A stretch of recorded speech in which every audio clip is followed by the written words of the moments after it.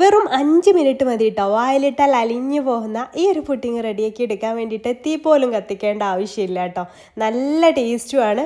കണ്ടിട്ട് ഇഷ്ടമാവുകയാണെന്നുണ്ടെങ്കിൽ പെരുന്നാൾക്ക് ഉണ്ടാക്കിയെടുക്കാം. സേവ് ചെയ്തേക്കാൻ മറക്കണ്ട കേട്ടോ.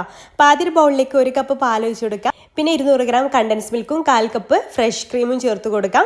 1 കപ്പ് ഡെസിക്കേറ്റഡ് കോക്കനട്ടും 1/4 ടീസ്പൂണ് ഏലക്കപ്പൊടി കൂടെ ചേർത്ത് കൊടുക്കാം കേട്ടോ. എന്നിട്ട് ഇതെല്ലാം കൂടെ നന്നായിട്ടൊന്ന് മിക്സ് ചെയ്തെടുക്കുക. ഏലക്കപ്പൊടിക്ക് ചേർത്താൽ നല്ല പ്രത്യേക ഒരു ഫ്ലേവറാണ് കേട്ടോ.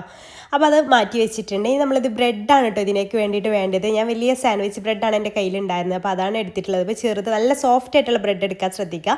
അപ്പോൾ ചെറുതൊക്കെ ആണെന്നുണ്ടെങ്കിൽ 8 എണ്ണമൊക്കെ വേണ്ടിയിട്ടോ ഇതുപോലത്തെ ഒരു ട്രേയിലേക്ക് നമ്മൾ ട്രേക്ക് അനുസരിച്ചാണ് ബ്രെഡ് എടുക്കേണ്ടത്. അപ്പോൾ ഞാനിവിടെ ഇതൊരു 5 എണ്ണമാണ് എടുത്തിട്ടുള്ളത്. എന്നിട്ട് അത് ട്രേയിൽ സെറ്റ് ചെയ്ത് വെച്ചതിന് ശേഷം അതിൻ്റെ മുകളിലായിട്ട് ആ ഒരു മിൽക്ക് മിക്സ് ഒഴിച്ച് കൊടുക്കുക. വീണ്ടും അടുത്ത ലെയർ വെച്ച് കൊടുക്കുക. അതിൻ്റെ മുകളിലും മിൽക്ക് മിക്സ് ഒഴിച്ച് കൊടുക്കുക. ഇതിൻ്റെ ഇടയിലൊക്കെ നമുക്ക് നട്സ്, ഇഷ്ടമുള്ള നട്സൊക്കെ ഇട്ട് കൊടുക്കാം കേട്ടോ. അങ്ങനെ ഞാൻ 3 ലെയറായിട്ടാണ് ചെയ്തെടുക്കുന്നത്. നമുക്ക് ഇഷ്ടമുള്ളത്ര ലെയർ വെച്ച് കൊടുക്കാം. അപ്പോൾ ലാസ്റ്റ് ലെയറും വെച്ച് കൊടുത്തിട്ടുണ്ട്. അതിൻ്റെ മുകളിൽ ബാക്കിയുള്ള മിൽക്ക് മിക്സും കൂടെ ഒഴിച്ചതിന് ശേഷം മുകളിൽ നട്സും കൂടി ഇട്ടിട്ട് ഒരു 4 മണിക്കൂർ നമുക്ക് നന്നായിട്ട് ഫ്രിഡ്ജിൽ വെച്ച് തണുപ്പിച്ചെടുക്കുക. തണുപ്പിച്ചെടുത്തതിന് ശേഷം നമുക്ക് ആ ഒരു മിൽക്കൊക്കെ ഇതിൽ നന്നായിട്ട് തന്നെ അബ്സോർബ് ആയിട്ടുണ്ടാവും കേട്ടോ. ഇനി ഇതുപോലെ നമുക്ക് വേണമെങ്കിൽ കഴിക്കാം. അതല്ലെങ്കിൽ കുറച്ചുകൂടി ഇതുപോലെ മിൽക്ക് മിക്സ് ഉണ്ടാക്കിയെടുത്തിട്ട് അതിൻ്റെ മുകളിൽ നമ്മൾ മിൽക്ക് കേക്കൊക്കെ കഴിക്കുന്ന പോലെ അങ്ങനെ കഴിച്ചാലും പ്രത്യേക ടേസ്റ്റാണ് കേട്ടോ. ഇഷ്ടമായിട്ടുണ്ടെങ്കിൽ ട്രൈ ചെയ്ത് നോക്കുക. ഫീഡ്ബാക്ക് അറിയിക്കും.